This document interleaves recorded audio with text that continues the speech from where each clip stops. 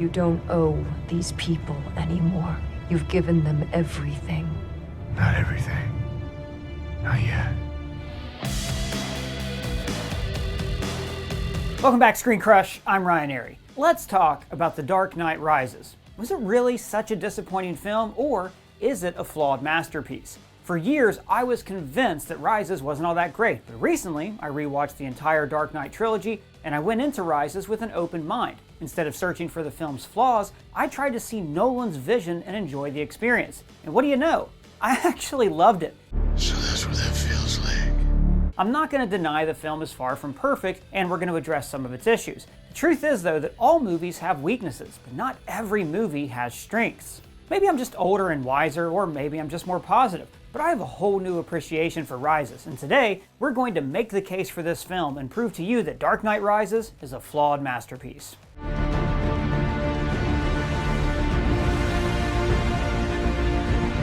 Okay, let's start by getting all the rough stuff out of the way first. Yes, Rises does not live up to the greatness of The Dark Knight. It's a bit messy at times, some plot points are a bit underwhelming, and this film is probably a bit too ambitious for its own good. Now, I do agree with some of the criticisms about this movie, but I also think that some fans got way too nitpicky with the film, almost like people are searching for reasons to hate on this movie. Yes, there are plot holes. The climactic battle is a bit disappointing. And yes, this is a terribly laughable death. And yes, characters make some really strange and dumb choices. No more patrols, no more hide and seek. Get every available cop down there and smoke him out! What do you mean, everyone? At the same time, and I'm not making excuses for the film here, but Rises did have a lot of things going against it. The Dark Knight is a masterpiece, and it was basically impossible to top. Then Nolan did Inception, which was his magnum opus. Not to mention that all of his previous movies were amazing, so the hype for Rises was unreal, and the expectations could have never been met. And you know how it is with trilogies, the third entry is usually the weakest, and Rises is one of the strongest third entries of any trilogy. It was very entertaining, despite the glaring story problem. Story problem? It's easy to nitpick plot holes, but instead we should focus on the incredible acting, the spectacle, the storytelling, the insane action scenes, the practical effects, and of course the outstanding score.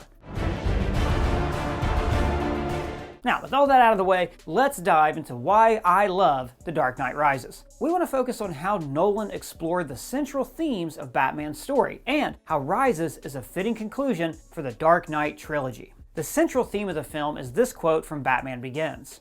Why do we falls? So that we can learn to pick ourselves up.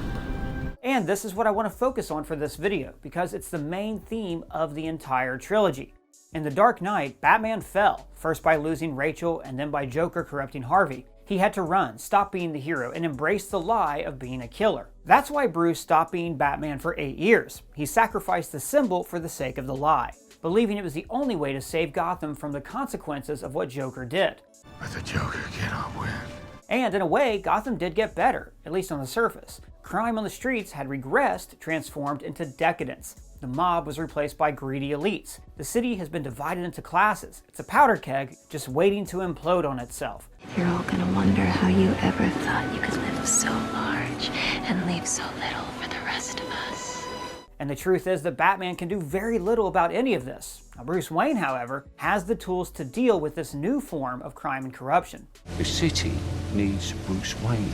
Your resources, your knowledge. It doesn't need your body or your life. But Bruce never picked himself up. He stayed in the dark pit of his failures. He just kept waiting for Gotham to need him again. He didn't live, he just existed. So when Bane shows up, ironically, it breathes new life into Bruce, giving him the excuse to bring Batman back. But he's a broken man, both physically and spiritually. There's a cost to being a masked vigilante, but it's not the age or the injuries that fail him, it's his spirit. Bruce became arrogant, too sure of himself, as if he's trying to convince himself that he's still got it, that he can be the man that he was all those years ago. But like Alfred says, The time's past. You're afraid that if I go back out there, I'll fail. I'm afraid that you want to. Batman's return isn't meant to be triumphant, but instead to show just how much he has fallen from grace. This is why he fails against Bane. Peace has cost you your strength. Victory has defeated you. Bruce forgot the reason why he became Batman in the first place. He didn't do it to fight crime for the rest of his life. Batman was always meant to be a symbol, to change things in Gotham. People need dramatic examples to shake them out of apathy, and I can't do that as Bruce Wayne. And just like Gotham all those years back, Bruce needed a dramatic example to shake him out of his apathy. He needed to fall once again, even deeper than before. He isn't afraid to die, now not because of bravery, but simply because he has nothing left. There's nothing out there for me. Alfred knew that Bruce can't stop being Batman once he returned, and he feared that Bruce would get himself killed since he lost the will to live. You see only one end to your journey. Leaving is all I have to make you understand. You're not Batman anymore. So the only way for him to save Bruce was to reveal the truth about Rachel. Alfred didn't give up on Bruce. He chose to leave, hoping that this sacrifice will save Bruce from sacrificing his own life. But Bruce wasn't ready to hear any of it. He didn't want to stop being Batman. At the very least, as Batman, his death can mean something. But Alfred's choice matters, and I'll explain why later. After Alfred leaves, Bruce says, He left, taking everything. By Alfred leaving, Bruce believes that he lost everything. All the things that truly matter to him are either gone or dead. He's an empty shell. You do not fear death. You think this makes you strong. It makes you weak.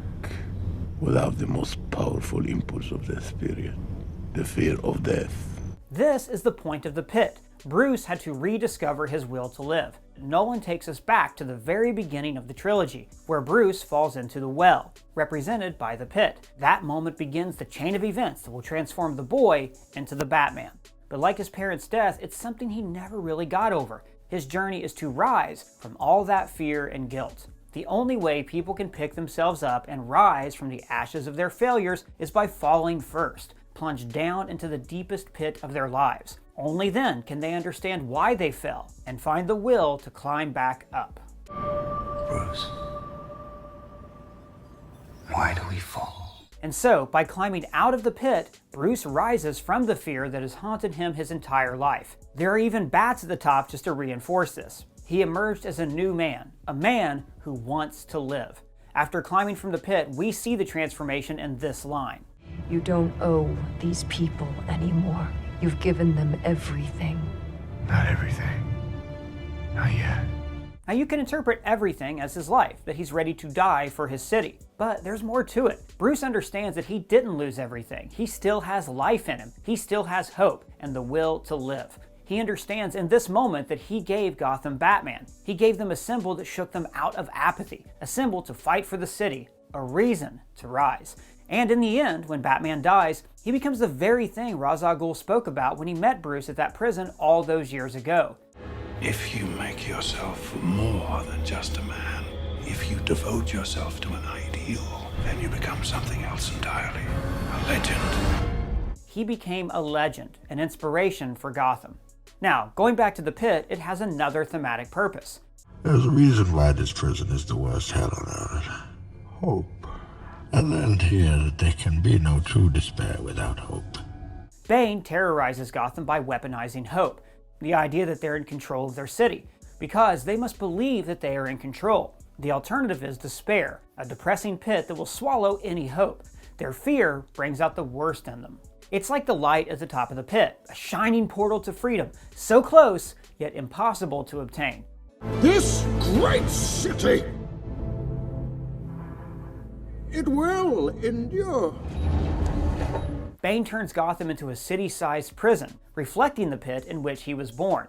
Bane demolishes the justice that Batman stood for. He capitalizes on poverty, exploiting the poor, the desperate, and criminals. He gives them a sense of control as they unleash their own social justice on the rich and powerful. They become nothing more than a bloodthirsty mob that believe that their vengeance is justice. And this is exactly the important themes that were explored in The Tale of Two Cities about the French Revolution. Rises is a very loose adaptation of Charles Dickens' A Tale of Two Cities. I see a beautiful city and a brilliant people rising from this abyss. It goes beyond James Gordon's speech at the end of the film, which is taken directly from the novel. The entire movie is constructed around the themes of A Tale of Two Cities. Christopher and Jonathan Nolan explored some powerful themes in brilliant ways, as this story has huge importance in modern times. The complex nature of justice, duality, lies, sacrifice, love, and social revolutions. All of this should give you a whole new appreciation for Rises. I will let them believe that they can survive so that you can watch them clambering over each other to stay in the sun. Light is a crucial theme in Rises. Unlike previous Batman films, much of Rises takes place in the daytime. Batman is a creature of the shadows. He weaponized darkness to instill fear in the hearts of criminals. Daytime represents hope in Gotham. It's the time of day when the city is safe because Batman is only needed at night. Bane strips Batman of the shadows, and by doing so, he manipulates the perception of the light. As long as the people of Gotham stay in the sun, there's hope for them. Bane's false hope. Behind you stands a symbol of oppression. You can also see this with how Bane uses the designs for Bruce Wayne's tumbler. He's taking Batman's own weapons and turning them against Gotham, in the same way that he used Batman's primary weapon, fear, to instill fear into the people of Gotham City. Your precious armory, gratefully accepted. Even the snow that covers Gotham represents Bane's deceitful manipulation of hope. As the snow covers the city, it's like ashes, the same ashes that Bane wants to bury the city under. And Gotham is ashes. Then you have my permission to die. Same as the ice covering Gotham's rivers, a false sense of hope for the exiled, just waiting to crack and swallow the citizens of the city into the depths underneath. It's as if Bane is dragging the whole city into his pit. So the city must rise from those ashes. When Batman shines his light in the sky, cutting the darkness with a rising fire, he reclaims the light from Bane, giving true hope to the people of Gotham. And when the people rise to battle Bane, Batman appears in daylight, once again reinforcing the idea of reclaiming hope from tyranny. In the final moments of the film, we see the snow in the air as the people of Gotham take to the streets, rising from the ashes of the broken city. The people rise to take back control of Gotham. What does that mean? Rise. As Batman races to save the city from the nuke, there is a moment where he stops and just stares, realizing that Batman must die so Bruce Wayne can be freed from the shackles of darkness and fear, so Bruce can finally rise and find a new purpose to live, a clean slate.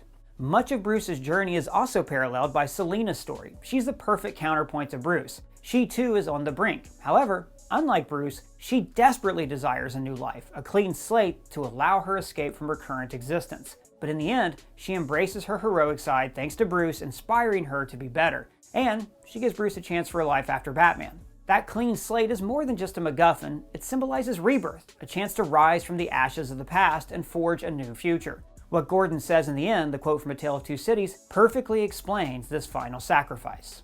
It is a far, far better thing that I do than I have ever done. It is a far, far better rest that I go to than I have ever known. And in the end, Bruce fulfills Alfred's hope to see him in Florence. That I would look across the tables and I'd see you there.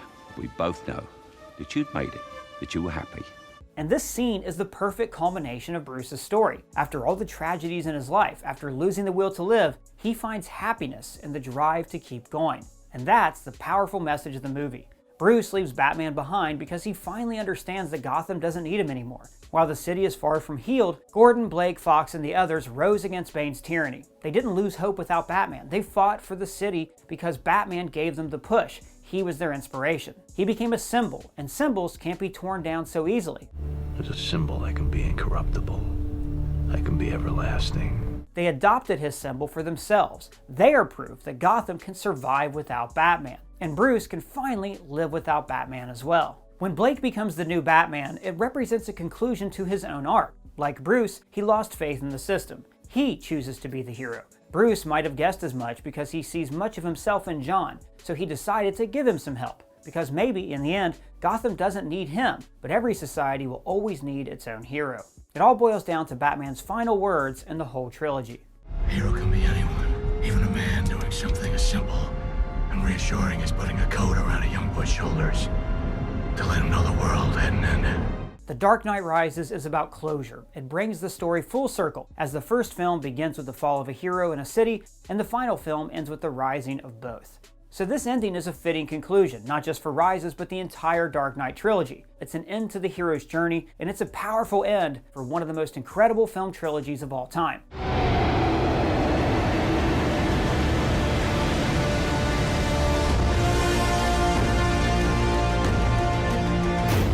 And that's why we think The Dark Knight Rises is a much better film than it was made out to be. It is a flawed masterpiece. But what do you think about Dark Knight Rises? Let me know in the comments below or at me on Twitter. And if it's your first time here, please subscribe and smash that bell. For Screen Crush, I'm Ryan Airy.